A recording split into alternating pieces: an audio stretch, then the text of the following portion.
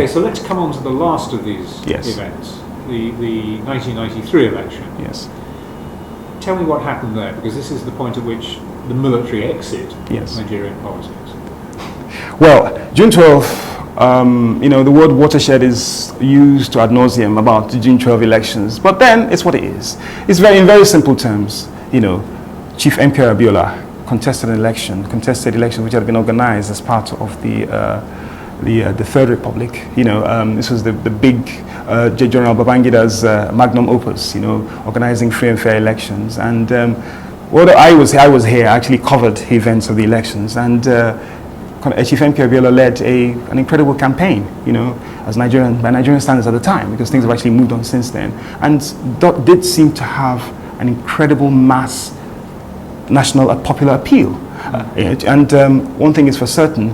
On the day of the election itself, the populace were sensitized. There was a lot of wind behind his sails, and let's be honest, the opposition was not that strong. I've watched a tape of the election debate, and even though the debates don't actually decide in Nigerian national elections, but it was clear that we're talking about the most formidable candidates in the field, and with the strongest machinery. So that's why, on the date after the elections, as we were told, the results were being counted, and at the stage at which they were to be announced by Professor Humphrey Mosu, who was the Electoral Commission chairman, Chief Abiola was well ahead in the elections and was actually heading to a decisive victory. And in fact, Professor Humphrey was actually announced, that Chief Abiola was going to be victorious in the elections. Unfortunately, there was then. Things then seem to happen very quickly, as they do in these circumstances, and those results were put in abeyance, and then a shadowy organization, and I use the word shadowy because these were the cliches that were thrown around at the time, called the Association for Better Nigeria, which was led by Chief Alphonse Zeribe, and included quite a few interesting motley crew of characters, including a chap called Abimbola Davis, who I don't think anyone's actually heard of or seen him very recently. Went to sought litigation to annul the results of the elections. And a train of events took place whereby those election results were then caged.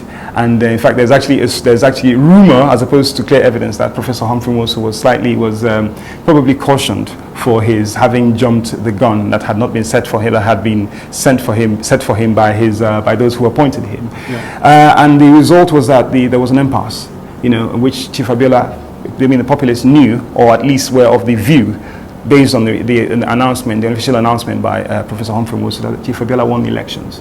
But then there could not be an official confirmation of this, because there's a process that has been done according to electoral law, which did not take place formally. And eventually, with the litigation, there were countersuits. There was an action filed in the Lagos High Court, which was granted, for the progressives by Justice Dolapo Akinsoya, now retired, which further threw confusion into the mix. The long and short of it being that the General Babangida comes on TV and announces that the results have been annulled and that a new election will take place. Then we had the crisis. The civil populace came out. This was now the nearest we had ever seen presumably this election, for which the results weren't announced, was seen as reasonably free and fair. Reasonably free and fair, definitely. There was no doubt about the fact that, when the opposition had to clutch at straws and state that, well, the elections should be annulled because Chief Abiola wore an agbada with the SDP sign on it, which itself was ostensibly a violation of electoral rules. That clearly was clutching at straws. That there was no substantial reason why Chief Abiola did not win those elections. So that's on one stage. Anyway, the decision was then made by the military government of General Babangida to announce a new electoral process. Now, there was complete, and I will say this because apart from, definitely there's no one in this country who did not agree that was unfair. Yeah. But having said that, there were certain pockets, particularly if you left Lagos, if you left the West, certain parts of the East where some people felt, well, actually, none of our business, and many parts of the North. Well, the fact remains that MK Abiola would not have won those elections, as we know that he did, if there had not been a popular vote from all across Nigeria. The dynamics of winning an election in Nigeria means that you cannot win an election by simply winning in Lagos. You can't. It just won't happen. Yeah. So clearly, he had popular appeal across the country. Now, so at this point, the people came out, and definitely more likely. In fact, I would say the concentration of this unrest was in Western Nigeria and Lagos. That was because I was part of the movement, and that was where the preponderance of action took place. But the fact remains that the popular movement, the the interest, people's angst was widespread because people had actually voted. People had actually voted for this man, but then the actual unrest took place in the West. Now, it was so that the maelstrom of opposition was such that Babangida himself was forced to step aside. And obviously appoint the interim government of Ernest Shonekan. And I can tell you that it would only have taken an Abacha, who obviously took over after Ernest Shonekan. It would have taken an Abacha to stop the level of civil activism that was growing, the amount of pressure coming from the international community, unprecedented. When coups had happened in the past, I experienced even in 1966 when people had been shot in cold blood in their beds, Nigerians rejoiced. In 1975 when Murtala Mohammed overthrew the government of General Gowon, people clapped. People were happy. When the government of General Alhaji Shehu Shagari was overthrown, Nigerians celebrated. It's a fact. But for the first time, people were like, no, we refuse. This, you cannot take away our mandate from us. But the difference being that people actually elected, people actually voted for Chief MK Abiola. And with the level of activism that took place within the civil rights movement, the civil activists, the sensitization of the polity, the amount of information that was pushed out there, the work of press organs like TEL, This Day, they were incredible. They were the lifeline, because for once, Nigerians, because information had been tailored, had been managed in this country for years. We only knew what we were told, and most times the state controlled the organs of information. But for once, we had an independent press, a vibrant, active press that was telling Nigerians like it was. Even people who couldn't afford to buy This Day and TEL would sit at the news agents, the vendors, and read over people's shoulders. And those were the times we had, and even quite a few people actually carried the real news, such that only Abacha, and we all know what Abacha was like. Whatever you say, whatever anyone says about him, people at the time, he was underestimated, even by Chief MK Abiola, who felt he was a doddering fool who couldn't stop the movement. It's a big miscalculation. Abacha was an extremely ruthless, cunning, and an extremely intelligent man. And this is the mistake made by intellectual politicians who believe that the guy who doesn't talk much and who doesn't speak much grammar is a fool. And I'm not saying I have no love for Abacha, because I suffered a great deal as a result of his actions. But the fact is that only him could have stopped the movement at the time, and only his death would have stopped the inevitable tragedy of his assuming power as a life civilian president.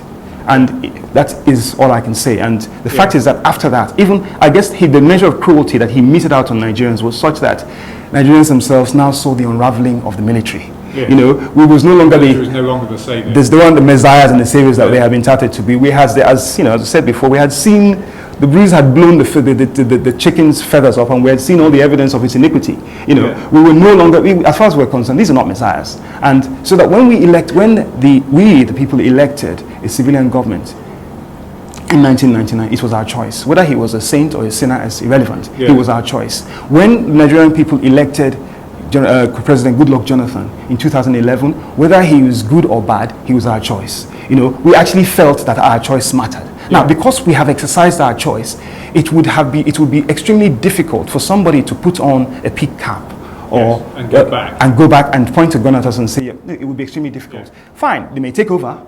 They may take over the reins of government, but whether they stay there is a separate issue. And the thing is that now, with the end of the Cold War era and all the Cold War politics, the international community would find it hard to countenance a civilian. No, we have gone beyond that. A last question. Yes. Why is history important in looking at these kind of events? Absolutely. Because it always seems to me that often Nigerians will tell you something is the truth or has happened simply because they believe it's happened. So why is history important? History is absolutely important. I know it is oft-touted, but sometimes it's a conventional wisdom. History is important because if you don't know where you're coming from, you don't know where you're going to. And when sometimes we see events in our present and we think it's filled with mystery, and hang on, there's nothing new here. It's happened before. We made this mistake 50 years ago, and look where it got us. It is important for us to know where we're going, because nothing that is happening in Nigeria today has not been duplicated in the events of the past. So it is absolutely important. If I'm to give specific examples, we talk about 1966, the events of 1951 and 1966. What did we have? We had a situation where the civilian government was distrusted by the public. We had a situation where some soldiers felt that, well, we have the answer. We have a situation where we found out that they did not have the answer, which led to the Civil War. The military ruled us for several years, culminating in the events of 1993, leading up to events of 1998. There is nothing that is not cyclical in history. Just that obviously dates change, actors change. But if we cannot learn the lessons of the past, which are replete in the annals of our history, we are doomed. Doomed, because let's not pretend that everything is not rosy. Fine, we maybe have been listed as a mint country, but we have what is technically a state of war in the Northeast. And the events in the Northeast had been foreseen in history. In 1948, Sir Adu Zungur, who was the General Secretary of the NCNC, nonetheless, a Northerner, a Fulani to be precise, had foreseen the events in the North, and he had emphasized on education. He says, look, it is the North, the problem of illiteracy and deprivation in the North is not the North's problem alone. If you do not deal with this, it will become your problem. Fact, because we're seeing it today. What is Boko Haram? What is the whole basis of Boko Haram? The complete deprivation, the disenfranchisement of several generations of Northerners. Revolution, so-called fundamentalist revolution, takes place when you have an impoverished population who give their ears to a stark raving madman bashing some religious text. If people have enough to eat and have a roof over their heads, they're less likely to listen to a man who tells them, burn everything, go and kill yourself. No, it's harder for that to happen. And because of the steady decline in the standards of living, steady decline in the fortunes of this country, fundamentalism has risen. Not just Muslim fundamentalism, but Christian fundamentalism. People are hungry, they're going to churches. People are desperate, they're going to churches. People are unhappy, they're going to mullahs. So that the lessons are replete in history. There have been several, years ago, Yusuf Bala Usman talked about the manipulation of religion in the Nigerian political landscape. Everything he said is happening.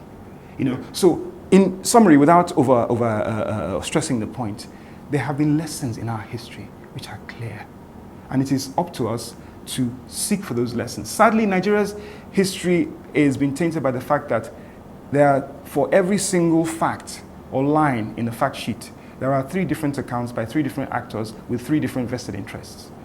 Thankfully, a new generation of writers are coming up, providing objective basis for their theories or hypotheses or factual statements, providing clear evidential basis, which hopefully those who have eyes and ears will listen to. So, in summary, the lessons of history will guide our future if we are ready to listen and learn from them. Thank you. Thank you very much, sir.